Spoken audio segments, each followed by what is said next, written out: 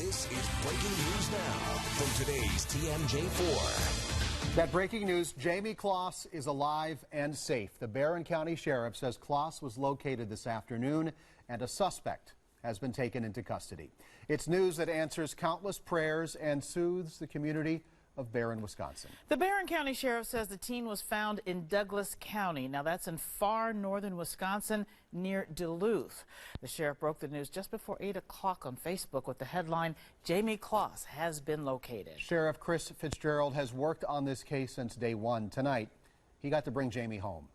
Here's some of what the sheriff wrote. On Thursday evening, the Barron County Sheriff's Department was notified by the Douglas County, Wisconsin Sheriff's Department they had located Jamie Kloss alive. Shortly after this, a suspect was taken into custody in regards to this case. Now, we want to especially thank the family for their support and patience while this case was ongoing. We promised to bring Jamie home, and tonight we get to fulfill that promise. From the bottom of my heart, thank you. A reporter from WCCO in Minneapolis put out this tweet saying she spoke to Jamie's aunt. She says Jamie is currently in the hospital and will be brought back to Barron to be reunited with her family. The 13-year-old has been missing since October. The case launched an Amber Alert and then a nationwide search after she vanished and her parents were found murdered in their home. The scene of the crime was steps inside the Kloss family's front door.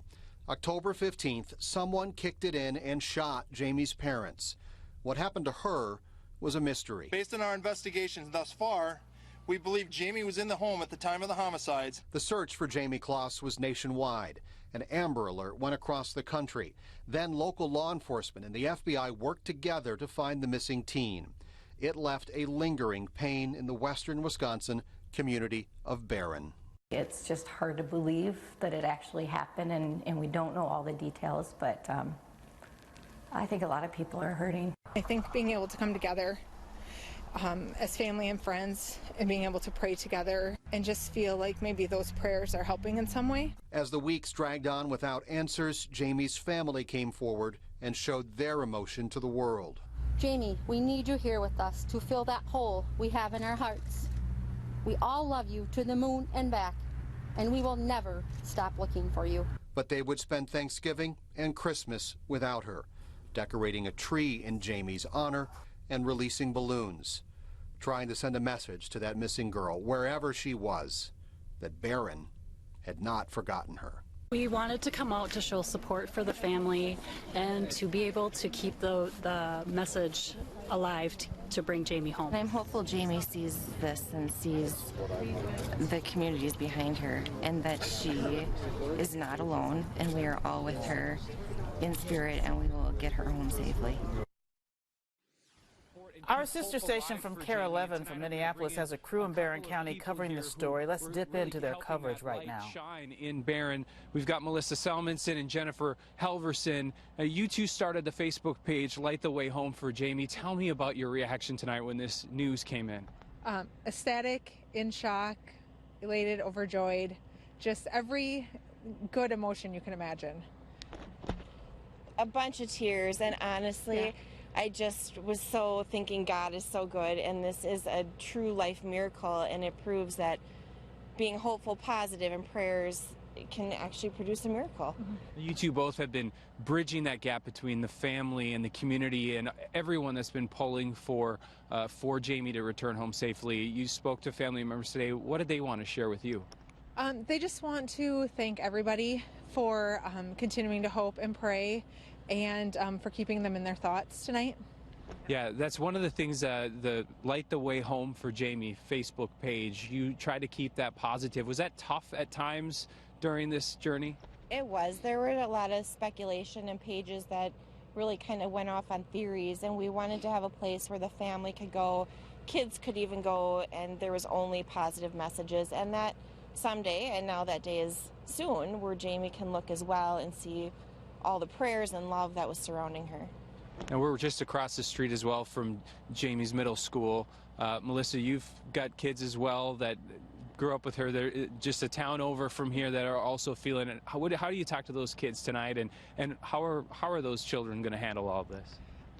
So just before I came over here, my 12-year-old daughter said to me, is it weird that it feels like it's been 2 minutes, but also 2 years that this, has all taken place. And I said, that's a good way to sum it up. It feels like it's been forever, and also that it's like, I can't believe it's over. Like, it's a miracle. So I think just letting the kids know, like, keeping that hope alive and never giving up and praying for their friend, it worked. Sure did. A miracle. You heard it here. We're approaching next week the 3-month anniversary of her disappearance. It's certainly one of those times that many people here have been waiting to celebrate an anniversary and not just be waiting for more bad news. We'll send it back to you. All right. Certainly be welcomed into a community that is so happy to have her home. Thank you, Kent.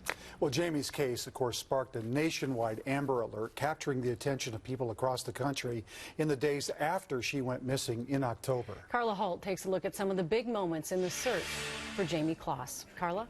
Julie, as we know all too well, Jamie's journey started tragically nearly 3 months ago. Monday, October 15th, 12:58 a.m., the Barron County Sheriff's Office receives a 911 call. Deputies arrive to find a murder scene and the bodies of James and Denise Kloss. But missing from the home, their 13-year-old daughter, Jamie. From the WTMJ Breaking News Center, an Amber Alert issued for a 13-year-old from Barron. Later that same day, police issue an Amber Alert and update a frightened community. We just don't know where this 13-year-old girl is. October 16th, reports of sightings begin. First in Florida, as FBI officials also come out saying they believe Jamie was taken at gunpoint. October 17th, the community gathers. One gathering of hope. Sing. Must be a way to change the world. And on October 19th, search. Authorities offering regular updates. On October 22nd, they identify 2 vehicles of interest, one black, the other orange or red, seen near the crime scene. Billboards go up around the region, and the family of Jamie Kloss comes forward. Jamie, we need you here with us to fill that hole we have in our hearts. October 27th, the community gathers for the funerals of James and Denise. That same day, a $25,000 reward is announced. Efforts amplified by a voice. You guys mind if I play a few songs for you? Savoring and capitalizing on a national spotlight. If I can come into the school, do something like this to bring the moods up with the kids, that's a small thing that I can do in a tough time for our community. The Kloss family again goes on camera, pleading to find Jamie. I can still feel she's going to come home. My heart tells me, yep, and I won't give that up. The holidays bringing new hope, but the year ended, a new one began, leaving a community to hold on to that hope. Jamie would soon come home. And no doubt all of us who know the story of Jacob also know this ending could have been so different. I spoke just a few minutes ago with Patty Wetterling. She's in Washington, D.C., attending the board meeting of the National Center for Missing and Exploited Children. Well, to me, it's a moment of hope. I mean, we have said, when a child is missing, you have to hope that they will come home. And the hope is alive and real. And 2 months later, it appears as though she's alive, and I'm hoping she's okay, and that she can go forward. And that was our hope for Jacob for 27 years.